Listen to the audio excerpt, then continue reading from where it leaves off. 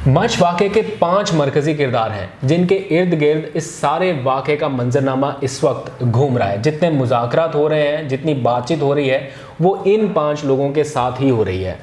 बिस्मिल्लाहिर्रहमानिर्रहीम, अस्सलाम वालेकुम। मैं हूं अब्दुल कादिर और आप देख रहे हैं आपका अपना यूट्यूब चैनल। मुल्की मंजरनामे पर कुछ बड़ी और अच्छी खबरें हैं जो आपके साथ शेयर करनी है। ख़ासतौर पर कुछ रिसेंट मेगा डेवलपमेंट्स हुई हैं, उनके ऊपर बात करना थी। लेकिन मुल्की मंजरनामा चूँकि सारा सानहा मच के इर्द गिर्द घूम रहा है और कुछ रिसेंट डेवलपमेंट्स भी इसी हवाले से हैं, तो इसके ऊपर बात करना बड़ा ज़रूरी है। 5 दिन गुजर जाने के बावजूद ये मामला हल नहीं हो सका। आज 8 जनवरी है, 3 जनवरी को ये वाक़या हुआ और तमाम तर हुकूमती कोशिशों के बावजूद और वुज़रा की मौजूदगी के बावजूद लवाहिकीन धरना ख़त्म करने के लिए तैयार नहीं है। ये मामला सुलझने की बजाय मज़ीद उलझता जा रहा है और सोने पर सुहागा ये कि आज वज़ीर-ए-आज़म इमरान खान ने जो बयान दिया उसके बाद सियासी और समाजी हलकों में एक नई बहस छिड़ गई। क्या ये बयान वज़ीर-ए-आज़म साहब को देना चाहिए था या नहीं और किस कॉन्टेक्स्ट में दिया गया, इसके ऊपर बात बाद में करेंगे। लेकिन ज़ाती तौर पर मैं ये समझता हूँ कि मुश्किल की और दुख की इस घड़ी में अल्फाज का चुनाव मज़ीद बेहतर हो सकता था और होना भी चाहिए था।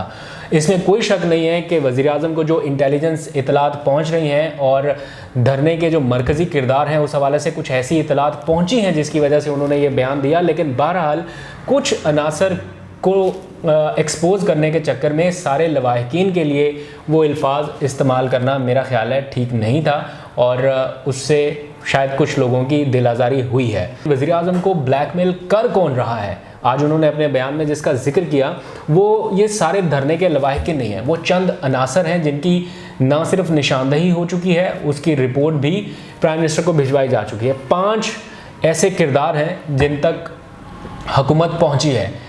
धरने के पीछे जो इसको प्रलॉन्ग कर रहे हैं, जो इसको तूल देना चाह रहे हैं, वो 5 अनासर हैं जिन पर हुकूमत पहुंच चुकी है और उनके कवायफ इकट्ठे किए जा चुके हैं। क्या तफसीलात हैं?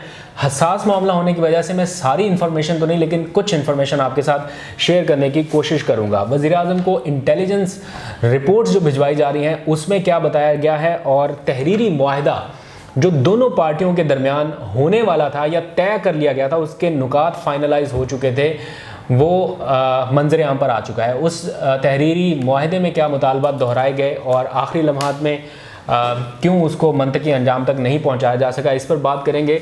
सबसे इंटरेस्टिंग जो डिटेल है वो सानहा मच के 5 ऐसे किरदार हैं जिनके इर्द गिर्द ये मामला इस वक्त घूम रहा है।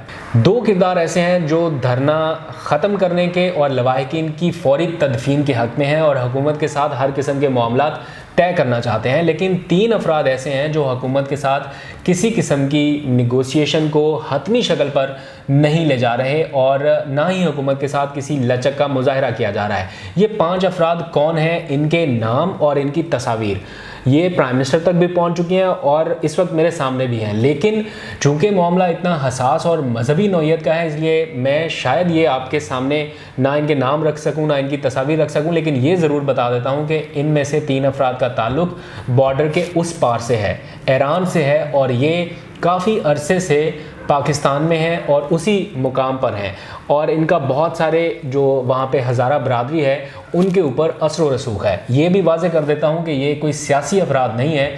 बाकी समझने वाले समझ जाइए, मैं इससे ज़्यादा डिटेल में नहीं जाना चाहता क्योंकि ये काम हुकूमत का करने का है। अगर वो बताना चाहें तो आपके सामने ज़रूर बताएं। मुझे इस बात का इसलिए भी अंदाज़ा है कि गुज़िश्ता रोज़ दिन 2 बजे का वक्त था जब कोयटा धरने से मुझे फ़ोन मौसूल हुआ हुकूमती शख्सियत का और उन्होंने कहा कि हमारे मामला तय पा गए हैं और कुछ ही देर में धरना ख़त्म हो रहा है। ये न्यूज़ हमने ब्रेक भी की मुख्तलिफ टीवी चैनल्स पर और आलमोस्ट सारे टीवी चैनल्स ने ये बताया कि मुज़ाकरात कामयाब हो गए हैं और धरना किसी भी वक्त ख़त्म किया जाएगा, इसका ऐलान किया जाएगा। उस वक्त तहरीरी तौर पर मुआहदा दोनों फ़रीक़ैन के दरमियान हो चुका था।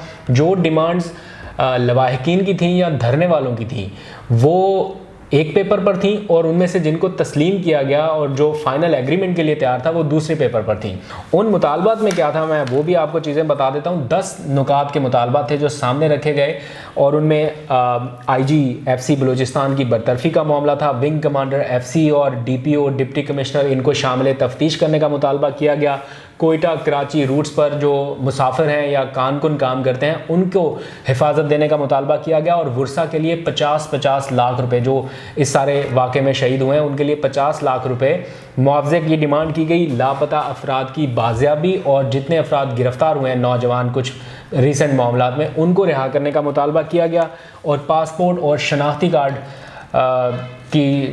में जो पेश आने वाली दुश्वारियां हैं उनको ख़त्म करने का हुकूमत से मुतालबा किया गया। और भी कई मुतालबात थे जिनमें बताया जा रहा है कि बलूचिस्तान की हुकूमत ख़त्म करने का मुतालबा था, वो इस ड्राफ्ट में शामिल नहीं है, लेकिन कहा गया है कि वो भी हमसे मुतालबा किया गया।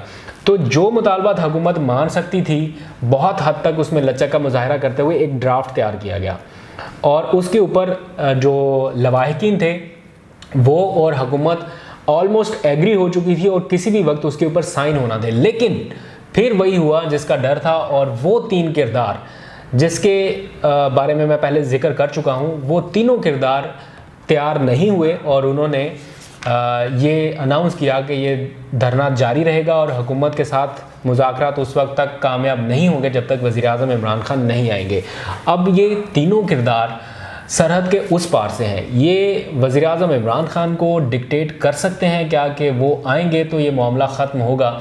इस बारे में एक क्वेश्चन मार्क है। अपनी राय नहीं देता, आप लोग खुद सोचिए कि इनकी बात किस हद तक दुरुस्त है, ये माननी चाहिए या नहीं।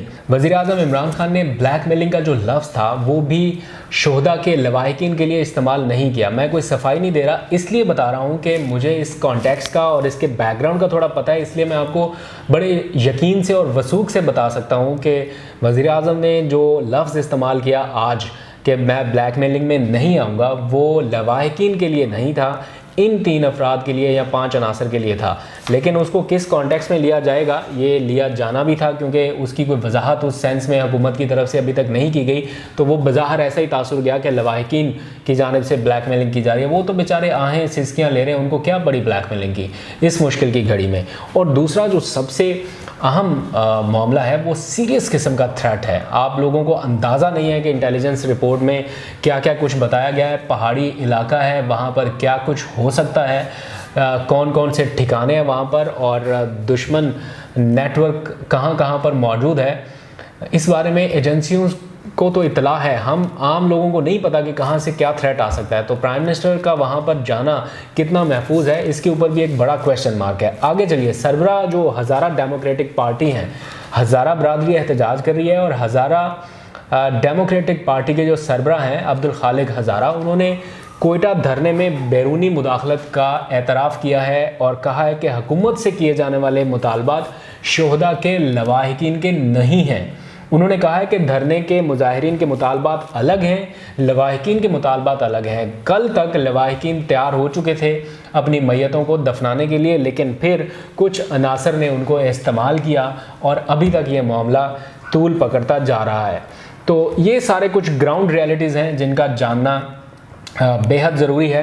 तनकीद वज़ीर-ए-आज़म इमरान खान साहब पर हो रही है और काफ़ी ज़्यादा हो रही है। मैंने आज सोशल मीडिया पर भी देखा और नेशनल नेटवर्क, टीवी नेटवर्क के ऊपर भी ठीक ठाक तनकीद हो रही है, लेकिन असल हक़ाइक़ थोड़े से अलग हैं क्योंकि जो इत्तलात प्राइम मिनिस्टर इमरान खान को पहुंचाई जा रही हैं या उन तक पहुंच रही हैं वो हर तरफ नहीं है। हर किसी को उसके बैकग्राउंड का पता नहीं है, उन अनासर का पता नहीं है कि वो कौन लोग हैं। और मैं आपको ये भी बता दूं कि वो जो 5 लोग जिनका मैंने जिक्र किया, जिनमें से 3 सरहद के उस पार से हैं, उनके हुकूमत के साथ मुज़ाकरात जारी हैं, अभी भी जारी हैं, लेकिन वो मुतालबात की आड़ में कुछ और चाहते हैं। अगर हुकूमत उन मुतालबात को मान ले तो ना सिर्फ गैर-आईनी इक़दाम करना पड़ेगा हुकूमत को, बल्कि उसके सीरियस कॉन्सिक्वेंसेस भी हो सकते हैं। मामलात काफ़ी हद तक डिस्टेबलाइज होंगे। तो कहाँ पर जाकर इसका अंजाम होगा, वज़ीर-ए-आज़म का ये जो स्टांस है ये किस हद तक ठीक है, इसका फ़ैसला आप लोग कीजिए। मुझे बहुत अच्छे से अंदाज़ा है कि ब्लैकमेलिंग का लफ्ज़ शोहदा के लवाहिकीन के लिए नहीं था, वो उन चंद अनासर की तरफ था जो मुज़ाकरात कामयाब नहीं होने देना चाह रहे। लेकिन फिर भी ऐसे हसास मामलों में अल्फाज बेहतर इस्तेमाल होने चाहिए थे। आपने कोयटा नहीं जाना, आप मत जाइए। जो सिक्योरिटी रीज़न्स हैं, जो ख़दशात हैं वो एक तरफ, लेकिन इस मौके पर यह बयान मुनासिब नहीं था जो दिया गया। लेकिन तनकीद तो हो रही है वज़ीर आज़म पर। इसी दौरान एक अच्छी बात यह है कि जो सबसे पहले इस सानहे के ऊपर उठने वाली आवाज़ थी, सबसे पहली आवाज़, वो भी वज़ीर आज़म इमरान खान की थी। उन्होंने 3 जनवरी को अपने इस ट्वीट में अलमनाक सानहे पर ना सिर्फ अफसोस का इजहार किया बल्कि बिला ताख़ीर, कई मौक़ों पर ऐसा होता है कि वज़ीर आज़म इमरान खान साहब बहुत देर से एक्शन लेते हैं। कुछ सानहात ऐसे, वाक़यात ऐसे हुए हैं जिन पे देर से रिस्पॉन्ड किया गया, लेकिन ये 3 जनवरी का वाक़या है और 3 जनवरी को ही सबसे पहले वज़ीर आज़म की जानिब से ट्वीट किया गया और उन्होंने ना सिर्फ अफसोस और मज़म्मत का इजहार किया बल्कि FC को फौरी तौर पर कार्रवाई का हुक्म भी दिया।